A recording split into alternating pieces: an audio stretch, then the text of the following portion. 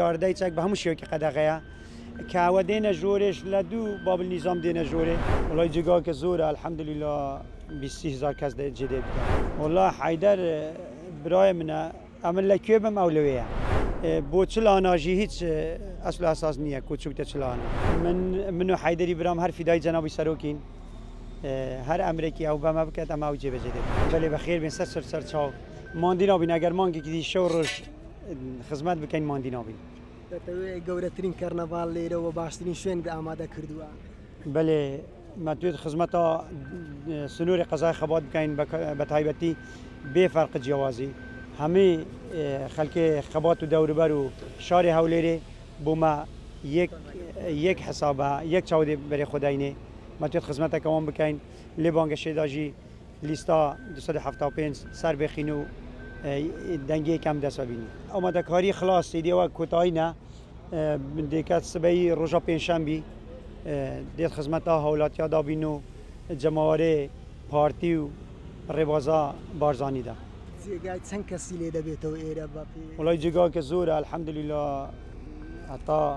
20,000 کس جدید بیتا. ساروان دکی خالکیشی زور بلو سلوره. والله جذب جم از لیره دی بانگوازیا من اوه ابو خالکی می کردستان به تایبتی شار هولیر خوشویست پایتخت بانگوازیا من بو هنده اوی جناب سروک خوش تویتن و اوی تویتن لیستا 275 سر کویتن دی همی آماده بی لیره امج خدمت آوان کن دی دلمش پی خوش بی دل سروکیش پی خوش بی باز لو دکری که خواردنیش دروز دکه او خواردن تایبت به میوانی تایبت یعنی هر کسی به کاتینام خواردنیش به آسایی میوانی تو یا همه میوانی سروک بارزانی نه ما خدمت کارین اوی ببینید تو خدمتی دکین و خواردن لو هواره آماده لو نانی ایواره چد ده خلق کی چد آماده کرد والله شو کی کبر استریچ عربیه او من حاضر کردیم سبای کاشمیر چند دست پیدا که آهنگ کرد ساعت 3 پاشنی رانی دست پیدا کردن میوانه کان چین نگر باز کی والله میوانه کان حزبی و حکومی و کساتی و همونه کاندیدەکانیش دێن لێرەن کاندیدەکانیش بالێرە ڕات بزانن ئەوەی کاندیدی ئەو لیستەی بیتن بێ فەرق جیاوازی هەموو دەتان بەشدار بن و هەموو ساحبێ ئەو لیستەینە و مادام کاندیدن و هەڵبژاردن و کاندیدی جەنابی سەرۆکن ئێرەش بانگەشەی جەنابی سەرۆکە والله حیدەر برای منە ئەمن لەکوێ بم ئەولەوەیە پاشنگی نێژ ئەمە 2014 وەختێ شەڕێ تیرۆریستەی داعش هرجما گویره آزاد کردن گویره امن بخو بازار اقلالی بیاوج بازار اقلالی بی ام بو مرنیت شوین بو اوای شوین بمرین دا کردستان بمینید دیت گم دابیو مرنجی ام برایتی که ام گلیگ نابینوا بو چلاناجی هیچ اصل اساس نیه کوچوکت چلانا یعنی تو حیدری براد هر لسنگری خود نو هر لپارتی کی زهران منو حیدری برام هر فدای جنابی سروکین هر امریکی او بما بکت اما او جیب جدید کن بله امنیتی ایره برانی آسایش هز امنیه کان کنترل دکن و به همون شیوه که ام داوا کارم لو میوانه بر رزانه دین لبو او خوشیه هیچ کاتک آماده نبند چکی بینن و بچکه و دیارده چک به همون شیوه که قدقه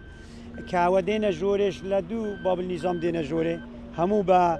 امنیتی که توکما و ایره پاریز را و پیوست بچک ناکد همومان بخومان هری خوبری حرسکیش قبول نیه بچک و تجوری همو هز امنیه کان لدری کنترل کرایه و بشوازه که مدنیانه هوا دارم خلکی دیت رکشی که آرام و خوش استراحت کی لیره بکن که دلیان خوش بکن نک لیره جه خوشیه ناخوشی لیره نیه که بری کسک بتیره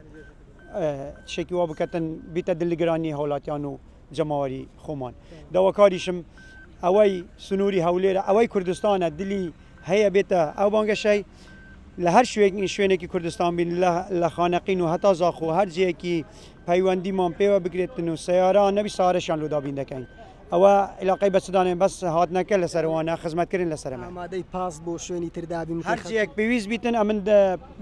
آماده ما ساره آماده کنیو لوان دابین بکن هم بیانید هم بیان بتوا سبعینه دکات پی روزی پنجشنبه ششی مانگ دکونیه ششی مانگ خزمەتی هاوڵاتیان بکەین و ئیشەڵا هەر ساخ و سەرکەوتی دەبن و بەخێر بێ سەر